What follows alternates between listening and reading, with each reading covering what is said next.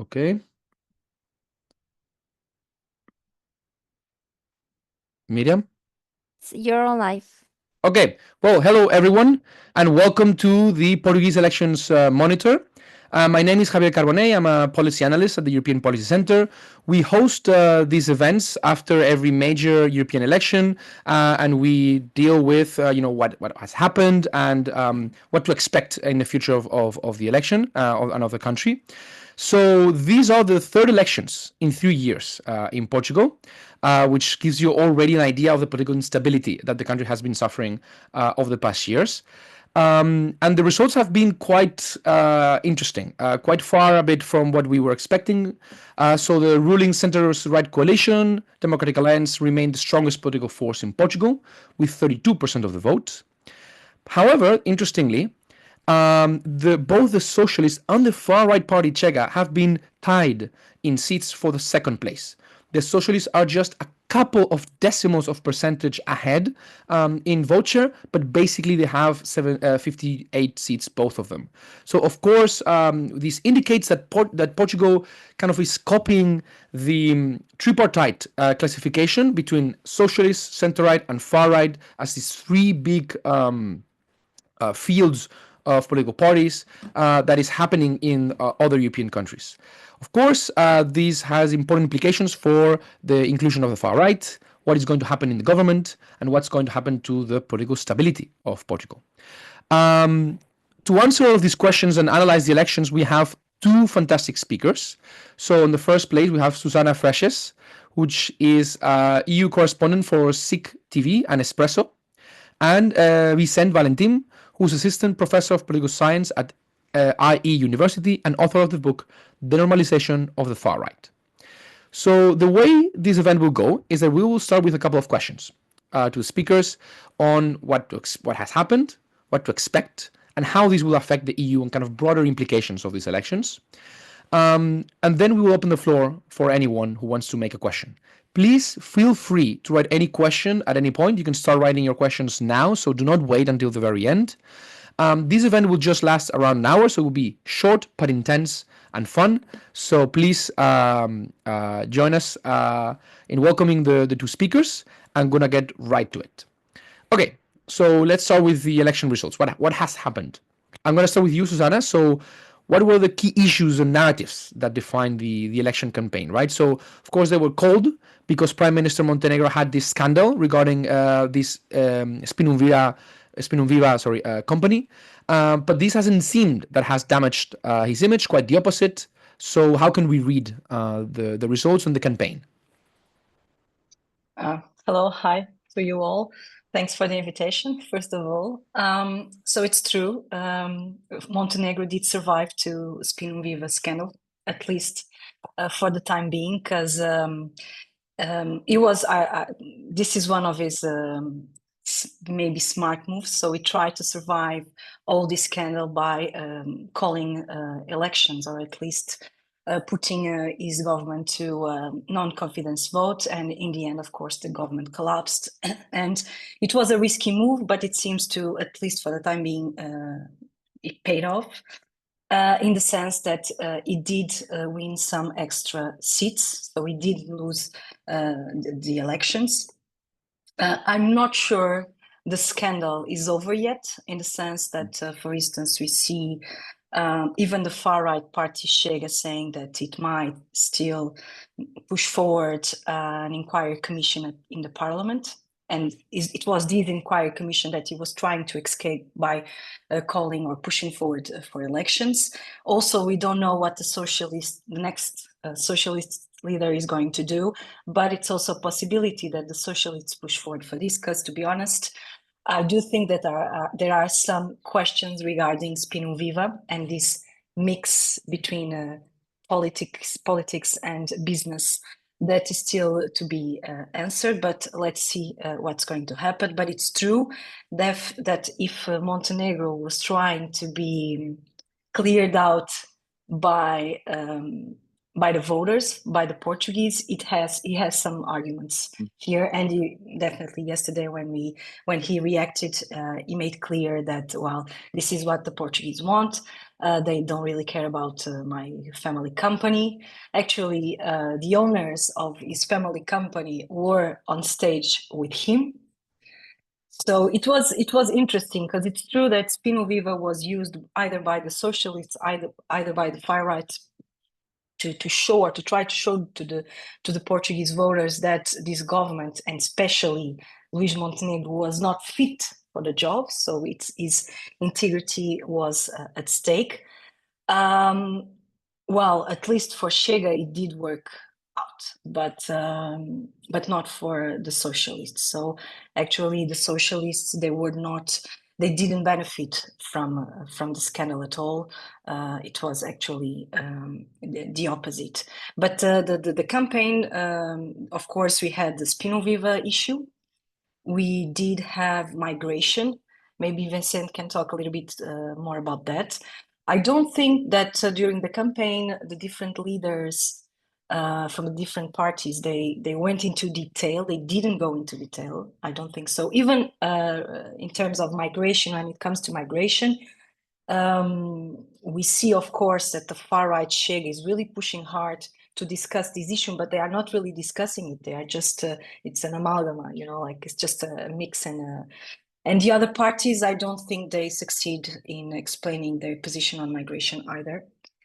But this is how I see it. We also see that it was a quite vague campaign in the sense that we didn't see the parties discussing important thing as what we are going to do to the healthcare system, or for instance, they didn't discuss defense. We don't know what they think about this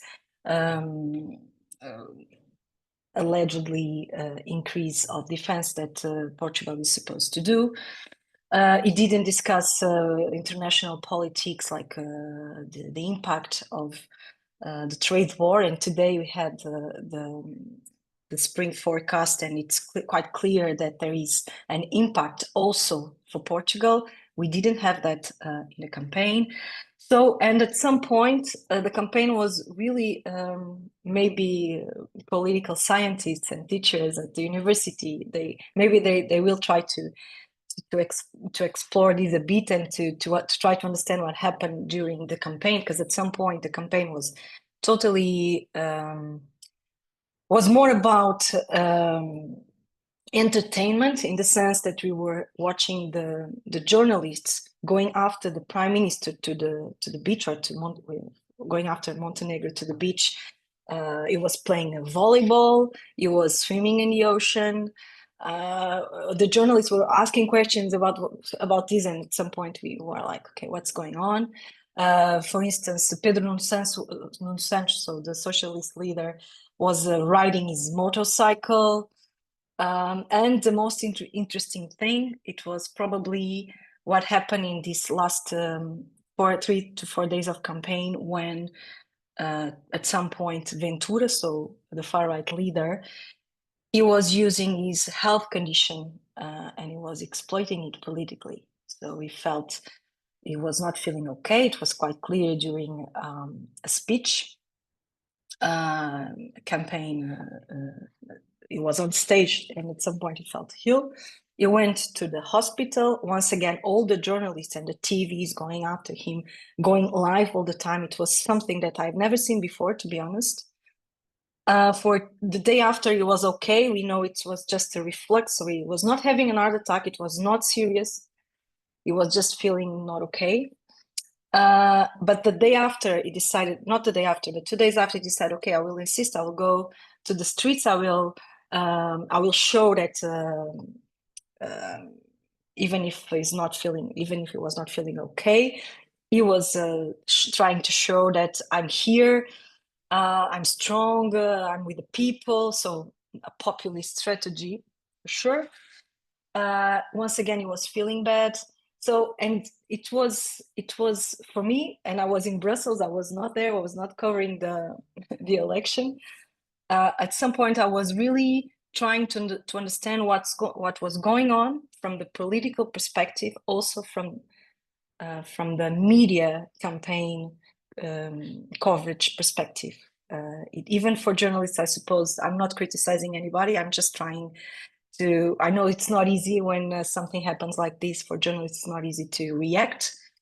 But at some point, this is one of my questions. I would like to understand how badly, or how, no, how badly, but how all these situations during the campaign related to the health condition, going to the hospital, all this exploiting of this particular situation, how it influenced the results. Because for sure, we cannot avoid that. The far right is one of the main winners of the night. But maybe Vicente can speak more about that. Perfect. Thank you. Thank you very much. Yeah, I mean, of course, Vicente, I would like to ask you about your reading about the electoral results in general, about all parties, but also in particular about the far right. Of course, you're an expert on this topic, and one of the arguments that you make in your book is that it's not just that far right is convincing voters to their positions, but that a lot of people hold already these positions, but they're not voting for these far right parties because they're highly stigmatized, right? So once this social norm of not voting to these voters breaks down, the rise of these far right parties is relatively fast, and really strong. So is the rise of the far right in Portugal, is Chega a good example of this? Does it fit? Does it not? Can we make sense of the far right and the electoral results kind of in general? Yes, well, first of all, thank you for the invitation to be here. I do think Chega is a good case to exemplify this normalization argument, because as you were saying, one of the implications of this theory that I put forward in the book is that the far right grows very fast and often in fairly unpredictable ways, precisely because it doesn't require people changing their views. It only requires being able to mobilize voters who had these views already, and that's much faster than convincing someone who had different views already. Chega is a very clear example of how fast the far right can grow. I mean, the party got 1% of the vote in 2019, 7 in 2022, 18 in 2024, and now probably something like 23%. We don't have the final result yet, but that's probably where they're landing. They might come in second in terms of MPs. We still don't know all of that. But anyways, I think it's very clear how fast this party is growing against the background of Portugal being often thought of as a country that seemed to be resisting the wave of far-right parties that was happening in the whole of Europe, etc. And at the same time, one of the other reasons why I think this is a case of normalization is that there was some survey evidence already before Chega even came into the equation that did suggest that Portuguese voters did hold views that were somewhat close to the far right. So racism, for example, has been comparatively very high in Portugal. That has been documented for quite a while, way before the far right ever had any success in the country. At the same time, some studies show that Portuguese voters were open to populist candidates, etc. So I do think this is a case of what I discuss in the book, which is the idea that there is a latent pool of voters who could be mobilized by the right type of candidate, but just for a while the country didn't have that right type, if you want to think about it that way. And the politicians that did exist were just not very skilled at their job and couldn't mobilize this latent pool of voters that did exist in that country. Of course, Ventura changes this because he's obviously very skilled at what he's doing. I think part of what Susana was talking about, and I completely share her view, showcases his skill, how he's so good at mobilizing the media, so good at being always talked about, so good at saying things that seem outrageous but that give him a lot of media attention. And so the moment that you have this type of candidate, he was able to pick up on these voters that had these views already but didn't have anyone to vote. So yeah, so this about the far right. I do agree with Susana that they were maybe the main winner of the night, or definitely among the main winners. I did want to talk a bit about the general election as well. So I think beyond the fact that the far right had a big win, I think this was also a fairly unexpected result. I mean, it wasn't unexpected that the center-right would win. That's what most polls would say, but they did win by a larger margin than most polls were predicting. The center-left did have a much worse result than most polls would suggest. And at the same time, the far-right did better. So even though polls weren't that off in the specific vote share of most of these parties, when you put everything together, the outcome of the election is a bit different than what most of us would expect. And at the same time, I think an important story of the night is how much the country has swung to the right. So the center left was defeated. The leader of the party has resigned, and I think this is a trend that we have witnessed in many European countries. The social democratic parties, I mean, actual social democratic parties, not nominally social democratic parties, as in center left parties, increasingly struggle to win elections. In the case of Portugal, this party has their voters are the oldest among the Portuguese political landscape. So it's a party that is in a bit of a crisis. I think this is a very important defining moment for them. Who can they find to replace this leader? Can they go back to being competitive, or will they keep losing more and more votes? And at the same time, the right has something like 2/3 of the parliament. Again, there's some seats that haven't yet been allocated, so we don't know the exact numbers. But last time I checked, there were one MP away from having 2/3 of the parliament, and that's significant because that means they could, for example, amend the constitution if so they wish. And I think it's also significant just because that shows how powerful the right is in the country. So I think that is one of the main stories of the night. And the last thing I would like to say is also, I think there's a story about turnout here. Portugal was for many years a country where turnout was going continuously down. And in the last two elections, turnout has gone up, which is, I think, surprising if we consider what you said in the beginning, that there have been elections almost every year now. And there's a lot of work in political science to suggest that when you have such frequent elections, voters get uninterested by the election and they are much less likely to turn out. And yet, the truth is that even despite the high frequency in elections, that seems to not be demobilizing voters, and that's why they have gone to the polls at this high rate. So I think these were the main takeaways for me, but I'm happy to, of course, discuss these issues more as we go along. Perfect. Thank you very much. Actually, I want to take the chance to press you both on this other story, which is the Socialists. Right. So why do you think they had this bad result? Right. We were of course not expecting them to win. The polls didn't say that, but the result has been way worse than expected. They were in government not that long ago, so it's not like this is a crisis that has been long, or at least not to the intensity that they will not be able to achieve government. So what has happened? What do you think made the Socialists not being that good? Is it the candidate? Of course, as you mentioned, the leader has resigned, so now the Socialists are gonna enter this process of electing a new one. But what do you think happened there? What do you think happened? What are your hypotheses or main ideas on the left? Susana, and then maybe It's a very good question. I think the Socialists, they are trying to answer to it right now. I think there are we have different possibilities or different explanations. I do think that the fact that we had the Socialist Party governing for 8 years is not helping. So I think this is one of the reasons why 1 year ago, PSD, so the center-right, and it's a coalition together with the conservatives, but it's mainly the center-right. That's one of the reasons why they win. So António Costa is no longer there. Costa was the popular man inside the Socialist Party.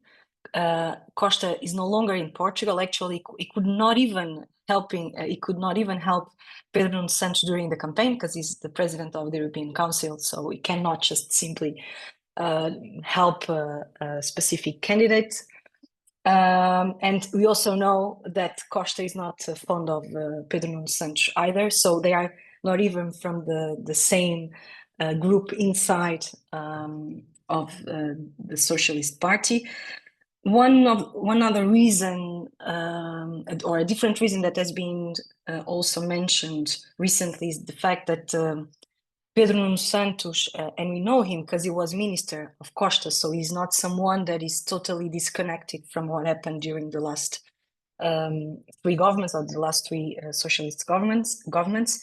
It was also is someone that is also a little bit controversial in the sense that he was Minister for Infrastructures. He was dealing with TAP, so TAP, our airline company, and I don't think people have the best image of him. I'm not saying he's good or bad. I'm just saying he's not as popular as Costa is, and he's also very attached to the left. So he was the one 8 years ago helping Costa making all this. Because I'm just going back a little bit in time, but 8 years ago, when Costa had or formed his first government, he didn't win the election. It was second, but he managed to be at the parliament being backed by the left wing party, so left bloc and the communists. And back then, Pedro Nuno was the man helping him in this endeavor. Like he was the one really. It was closer to the left bloc. It was closer to the leftist policies. So he's still attached to that image. And if we look at what happened yesterday, and Vicente already mentioned it, that we have 2/3 of the parliament. 2/3 of the parliament are from the right. So, and it was not like that 8 years ago, and it was not even like that 1 year ago.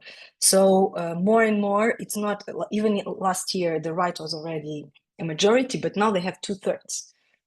And this also shows that at some point, maybe the voters were looking for something more in the center rather on the leftist part of the Socialist Party. So it's a possible.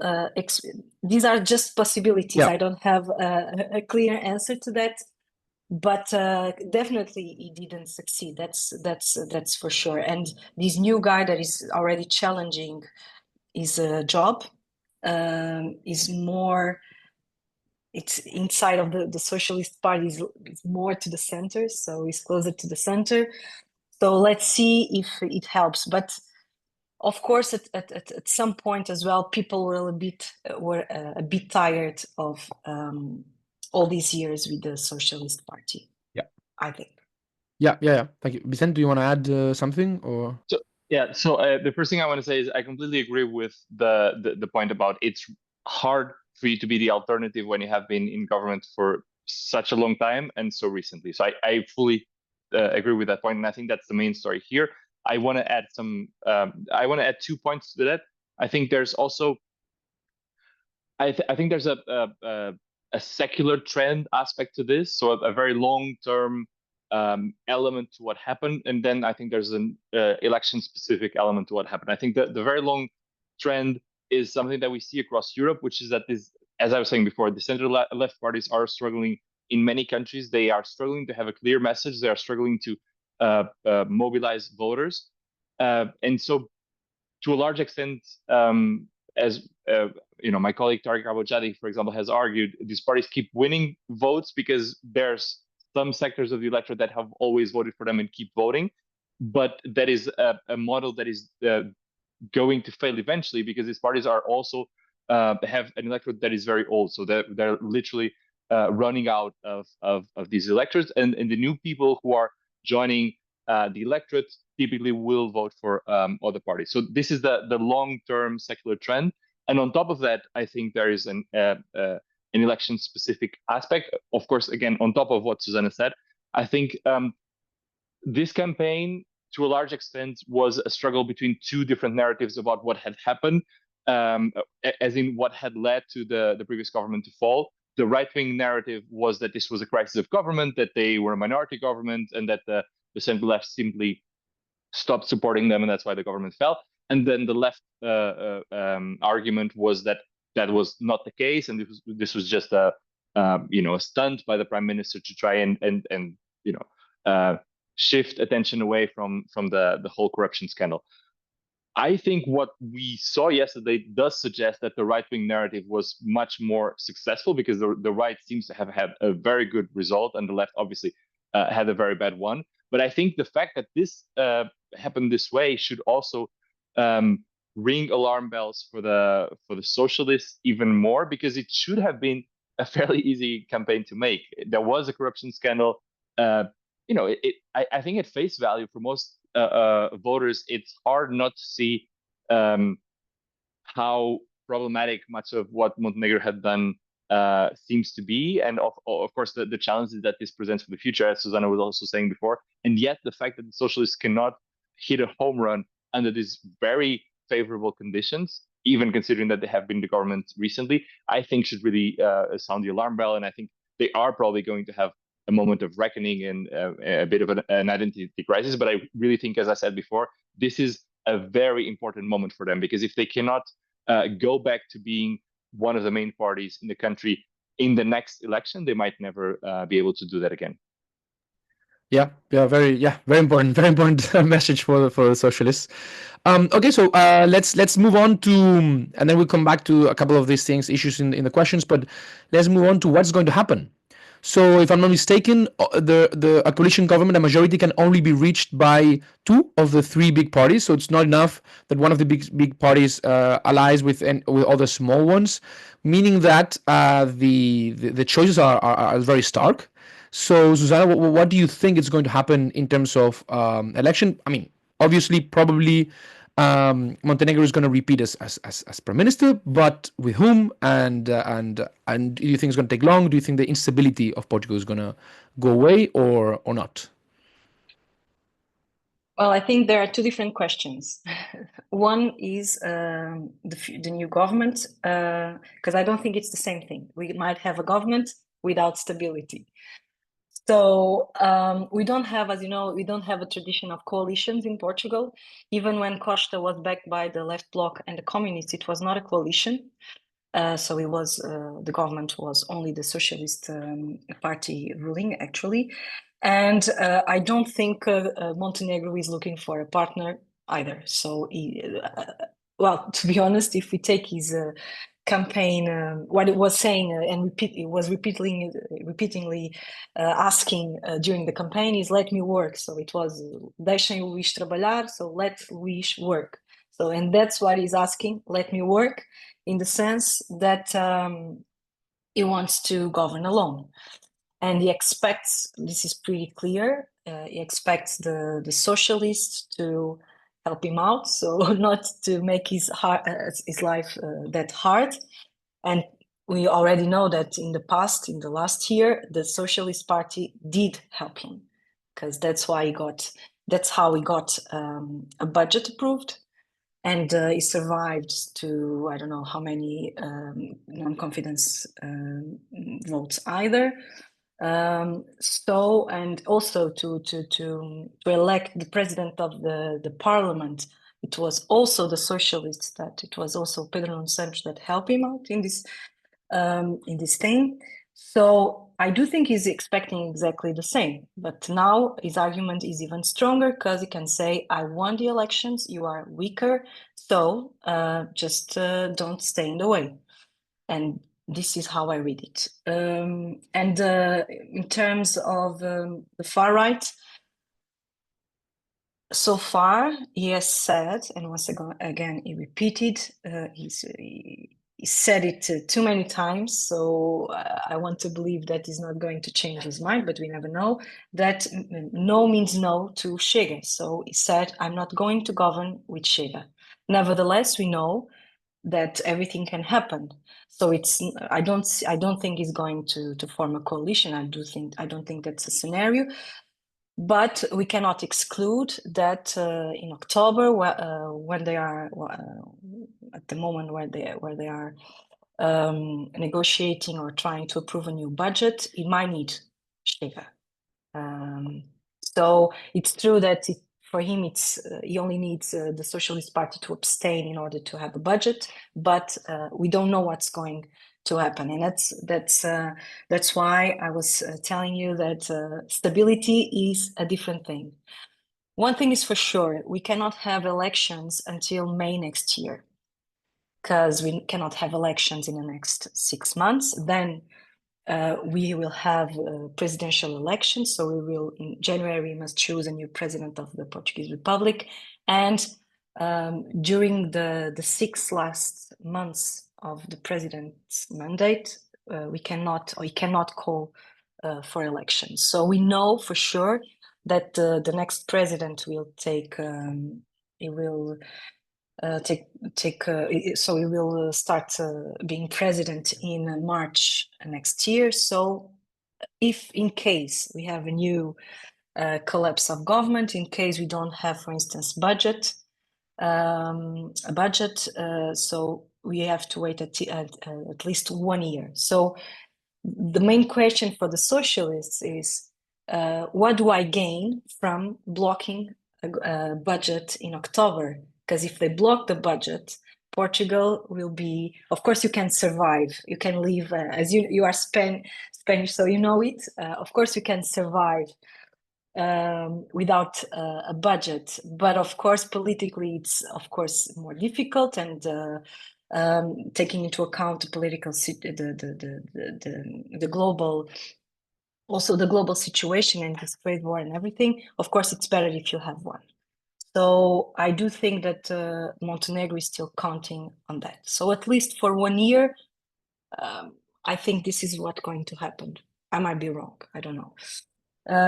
But and you were also mentioning, just to finish, it's true that for the socialists, this was a big defeat. And if you look at what happened in France before, it might happen in Portugal as well. So at some point, the Socialist Party can just be irrelevant.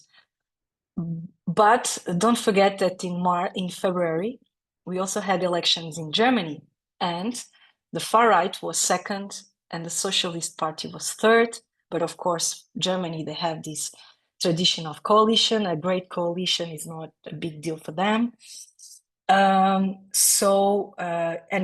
if we look at the results of the Socialist Party, SPD, in Germany, it was not, they didn't do better, but they managed to be in the government. The Socialist Party in Portugal will not manage to that.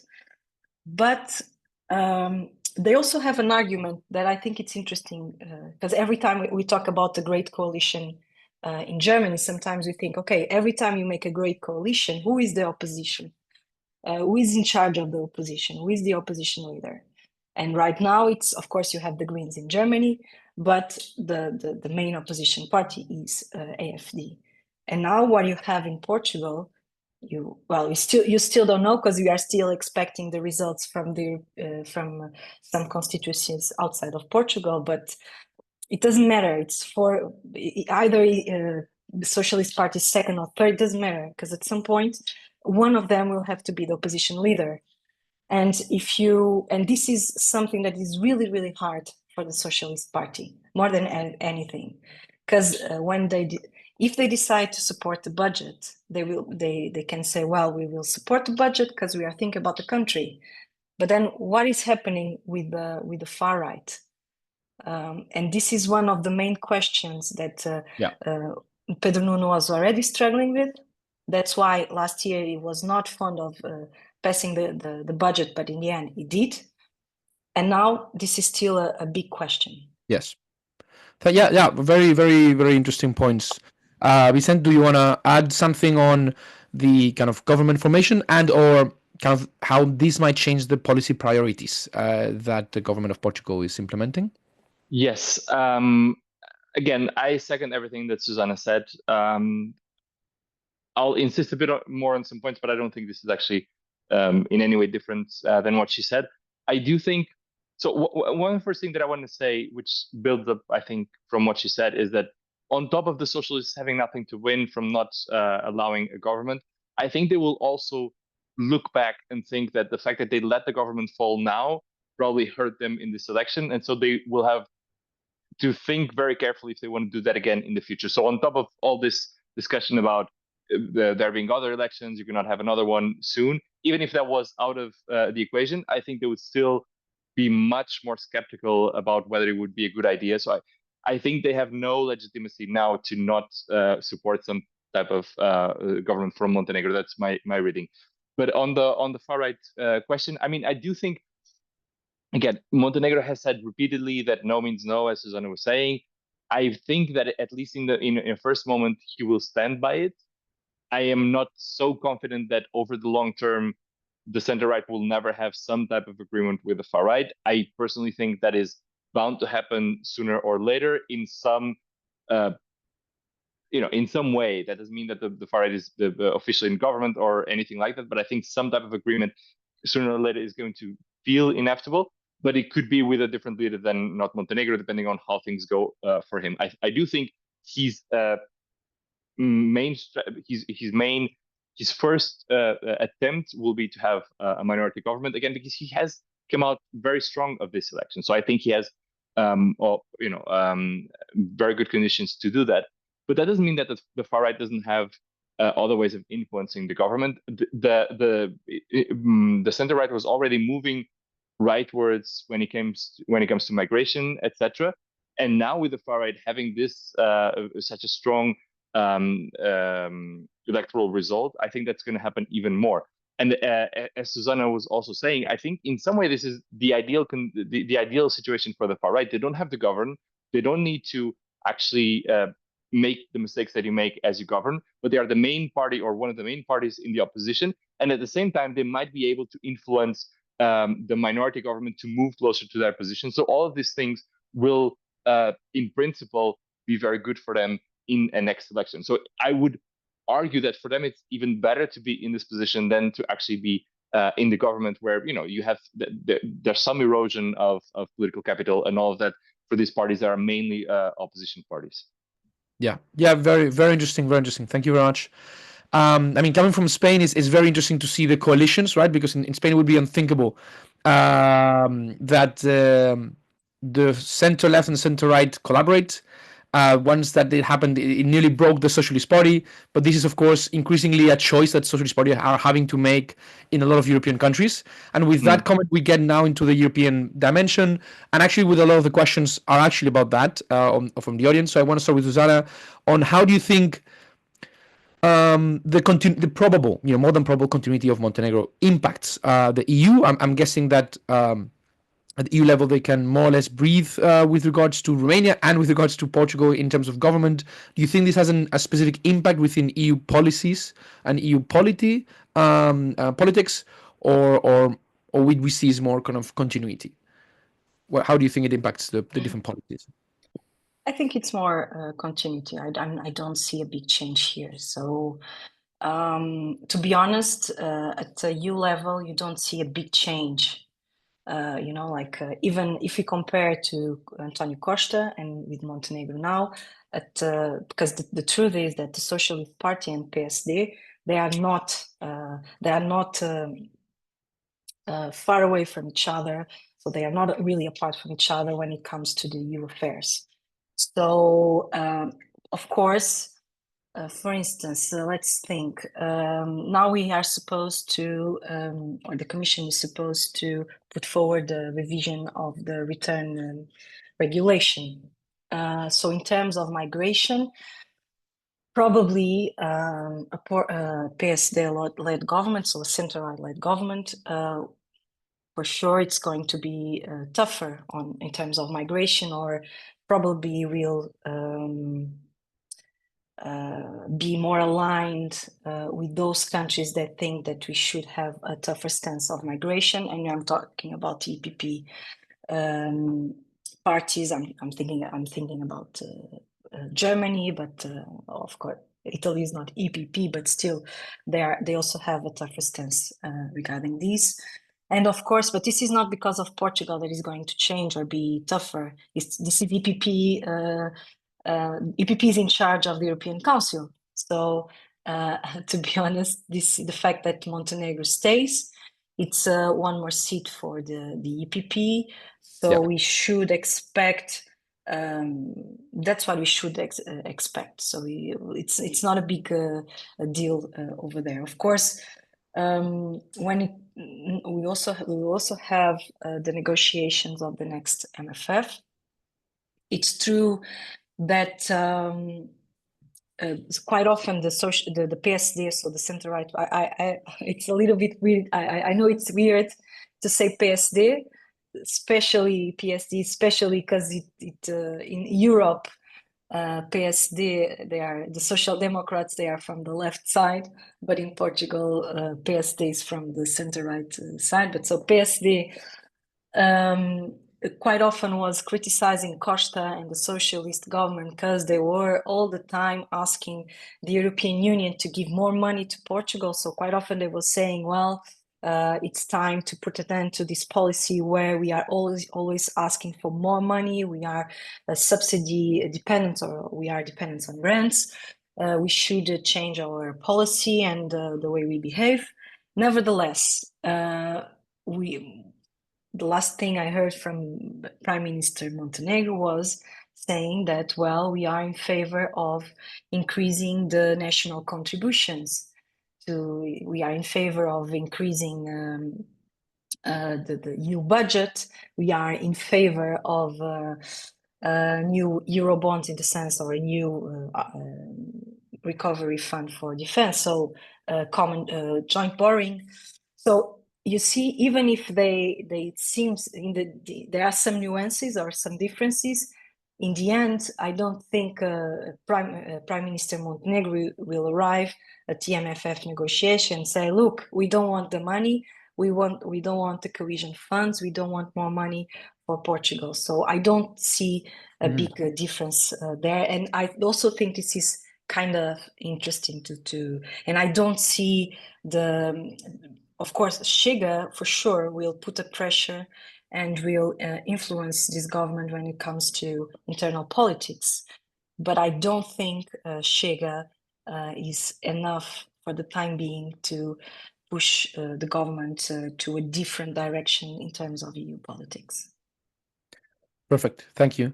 And I want to ask Vicente, to a double question, which actually is the one I want to ask, but a lot of people have asked this in the questions. So number one is, of course, placing this result, particularly of the far right, within broader context of the European far right and the elections that we had in Portugal and Romania. Is this, it's just the unstoppable rise of the far right, or what is going on in that regard? And then the second question I also want to ask you, very related to this, about the Trump effect, right? So how is Trump, how much do you think it played within Portuguese election and within the far right elections? There's some people who argue at the beginning that Trump would embolden the far right, then Trump started implementing his policies and tariffs on Ukraine, and then there are people arguing, no, this might be kind of quite detrimental to the far right. I must say that a colleague and I checked the data, and we were not so sure we saw any very strong effect either way. Yeah. But how do you think Trump is affecting, or could affect in the future, the far right in Portugal and in Europe? I mean, I'll start with that. As much as we know from evidence in political science, voters don't care that much about international affairs until they really have to care about them, right? Of course, if there's a war or an invasion, suddenly international affairs affect your daily life. Beyond that, typically they vote on things that affect their daily lives much more, like economics, migration, housing crisis, these types of issues. So I would agree with your reading that I think much of this has been overstated, how much Trump can have an effect in one direction or the other, to be honest.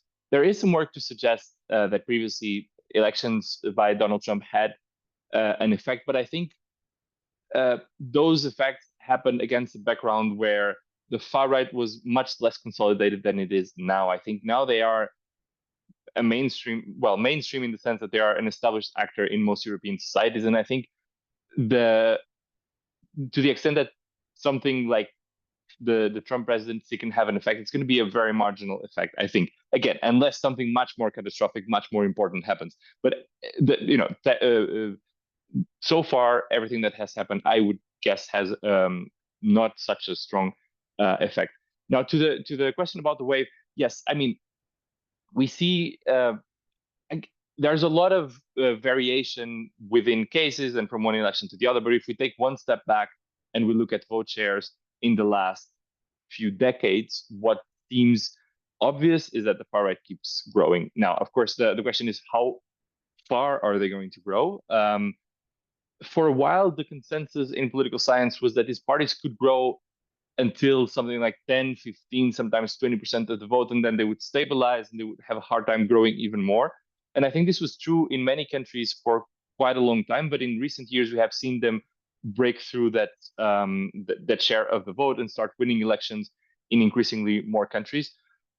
So it's still an open question how much these parties can grow, to what extent they can make to governments. They have in some countries, but can they make it in other countries where they haven't?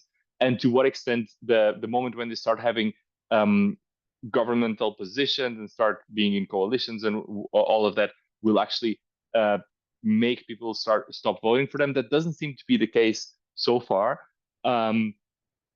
So it's all an open-ended question. So far, it seems that these parties are just growing in popularity everywhere. In that sense, I think Portugal, as we said in the beginning, Portugal used to be a country that was seen as immune to this type of parties, and I think very rapidly it has picked up with many trends that exist throughout Europe, namely the strength of the far right, the fact that the center left is struggling with having a narrative, the fact that the country is much more polarized. It is true that it's different than Spain, as you said, because there's still some willingness to have understandings between the center left and the center right, but even that can change very fast. I think the moment that the center right is willing to have some type of agreement with the center right, that will break that possibility, I think, very fast, and you could very quickly be in a position that is closer to Spain. So all of this to say that in a way, Portugal went from being an exception to now being a very exemplary case for what is happening throughout Europe. Yeah, I completely agree. I want to remind everyone that they can ask their questions now. We have several questions already, so that's good. But you can ask your questions, ask away, ask anything that you guys wanna know. So please take the opportunity now. Susana, I want to ask you something. There was one question and about something you mentioned at the beginning, although you can of course intervene on the far right or any other comment that Vicente has made, but about TV editors. So there's a comment talking about TV editors not making politics cover an entertainment show. So this is particularly regards to health, the situation of health, of the health of several candidates, which has been a major element over the past days regarding Ventura. So how much responsibility, or do you think there's something positive or wrong with the way that we cover politics that may be helping political stability or certain parties more than others? How do you see the role of the media with all of this? So this is something that at some point the traditional media, I mean TVs and newspapers, should start asking themselves. So I don't think I have a clear answer for that. But as a journalist, I ask this myself. So because I have this feeling that we are losing a battle to the social media. And this campaign also showed that the leaders, the party leaders, it doesn't matter if they are from the right or if they are right or left, they are more interested in show up on social media than giving interviews to journalists. And they are more interested in giving interviews to comedians, to entertainment shows, rather than giving interviews to newspapers and TV stations. So we had it. It's more and more. It's even yesterday. I was watching TV, of course, and I was following the different TV channels and the electoral night. And at some point, because you have this tradition where you have the leader, and I'm thinking about Ventura, but also it happened also with Montenegro. It comes to this campaign headquarters, and he speaks to his supporters, and at some point he says, "Okay, now the press can ask 3 questions." And suddenly my colleagues there, they were asking questions, and we could listen to the supporters just making noise. So it was like bullying the journalists. And I did see that happening with during the Montenegro's intervention, but also it also happened with the far right. But of course, we also have to think: were you as a and probably this is more for the TV stations, but not only. Was it correct to follow Ventura wherever he was going?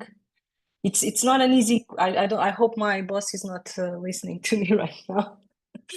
No, I'm just asking the question because it's not easy to take a decision, and at some point we think something is going to happen. So of course we have to follow him, and because we in Portugal we have this 24 hours news channel, we are live all the time, and hours and hours and hours. But of course, at some point we have to ask ourselves what is our own. I'm not sure it's our own responsibility, but what's our own impact, and to think about it. And maybe we come to the conclusion that we did everything right. Maybe we come to the conclusion that we didn't. But it's not only, of course, now I'm going to defend the media outlets, and just to finish, Valentim was mentioning it before. So in 2019, Ventura got 1 seat in the parliament.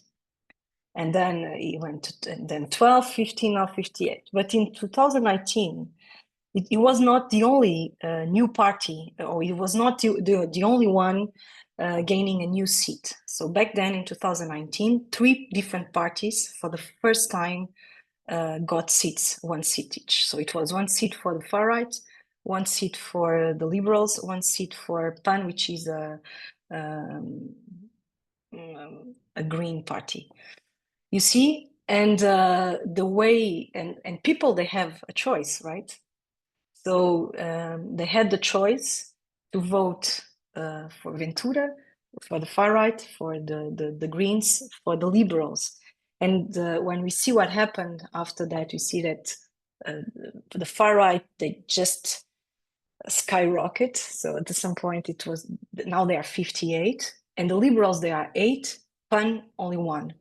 And now we have a new party there, but it doesn't matter. But you see, so this is also that at some point we have to think that it's not only about the media effect. Something is going on, and maybe also the audience, the voters, they should probably maybe they are just happy with the result. Yeah. No, very, very good point on how 3 new parties get into the parliament. Who gets the media attention? There's a couple of questions. There are 2 groups of questions from the audience. So one group is on questions on the normalization and the mainstreaming of the far right. I'm gonna ask again this question to both of you, and the other is on the left, on the far left. So the Socialists didn't have such a good result, but what about the left to the left? So the first group of questions on the far right is about, is Portugal a case of mainstreaming of mainstream parties adopting far right views, and then this normalizing further kind of far right parties? Number 1, and then number 2, what about the role of civil society? So in particular, there's a question that I found very interesting about the evangelical Christian churches and organizations, right? So this is something that is a growing issue in Europe, much more pronounced in Latin America. So what about civil society organizations that are more far right, but particularly evangelical churches? I don't know if you have any comment on that. And then again, to both of you, what has happened to the left of the left? So here we saw that Libre, I'm sorry if I'm mispronouncing this, increased their vote share, right? So among this left, if they were, a bit better. So what are they doing differently that is benefiting them? And then what about, of course, the Communist Party and the Bloc de Esquerras, which, I remember seeing this from Spain, and the discussion we had on Podemos, how important this party was, and what is happening with that now. So what is happening kind of both to mainstreaming of the far right and to the left of the Socialist Party? I don't know who wants to start, but maybe Vicente or... Yes, I'm happy to go first. I'll take those in order. I'll start with the normalization. So it's definitely a case where the center right has moved further to the right, especially over this last I wouldn't say year, but I would say last few months, where where PSD suddenly started talking much more about migration, started making decisions on migration be talked about much more, and that is, I think it's fair to read that as a move to the right on that topic. I think there's also a broader discussion that the party has about law and order and all of that kind of resembles the positions that are a bit more typical of the far right. Of course, whether that has in this case normalized and made the far right do better is a question that we could only answer with data that we don't have at this point. What I can say is, in other contexts that have been studied by me and other people, that seems to have worked that way. So I think there is an argument to say that probably when the center right does it in Portugal, it might definitely have the same effect. But it's hard to say right now if that was the case for an election that happened yesterday. It definitely is the case that the center right has moved further to the right. It's definitely the case that can have this effect, but whether it did have that effect yesterday is still a bit hard to know. I'm not a specialist on civil society, so I would maybe leave that question to Susana if she has something to say about it, or otherwise we can maybe come back to it later. I'm happy to talk a bit more broadly, but I'm not the expert to go to on this specific topic. I do. There is something that I might say about the left. I mean, actually, I'm glad this came up because I think that's another story of the night. Maybe, maybe not the first that comes to mind because we talk more about bigger parties, but it is true that, I mean, the left as a whole, apart from Livre, came out defeated, and the parties to the left of the Socialists, again with the exception of Livre, basically close to disappeared. And there was, for a long time during the night, it was unclear whether some of these parties would actually make it to parliament or not. So it is definitely a big defeat for them, and it raises questions about to what extent they will keep existing and can they make it to parliament again in upcoming elections. I think one explanation. So I think there's two sets of explanations here. One is the left as a whole was defeated, and in much the same way that the Socialists were defeated, smaller parties were also defeated because there was just a move away from left-wing parties, and bigger and smaller parties alike suffered from that. I think there's also a story among smaller parties about how Livre just seems to be a bit more successful in this historical period in capturing votes by left-wing people who do not want to vote for the Socialists. I think the party has a narrative that is not that different from the Socialists, meaning that they can capture some younger voters who would maybe otherwise move to the Socialists, but maybe are a bit more leftist and would now move to Livre. So they can capture votes from the Socialists in a way that I think other parties struggle a bit more because they're a bit farther to the left. And they just have, I think, a younger and more positive message. I think really part of what makes Livre successful is that they, in a historical period of so much negativity, where the whole discourse is about negative emotions, they are able to elaborate a positive message that has some resonance with voters.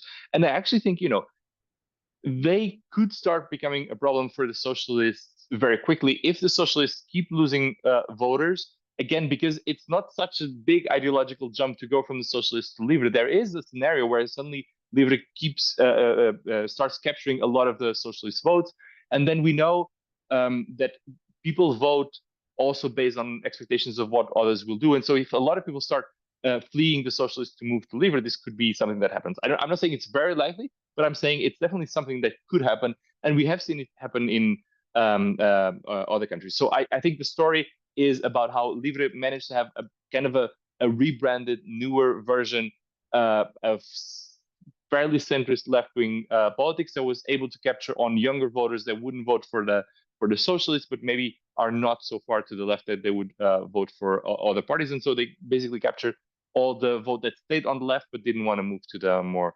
far left parties. Yeah, thank you. Susana, do you want to add something to end the?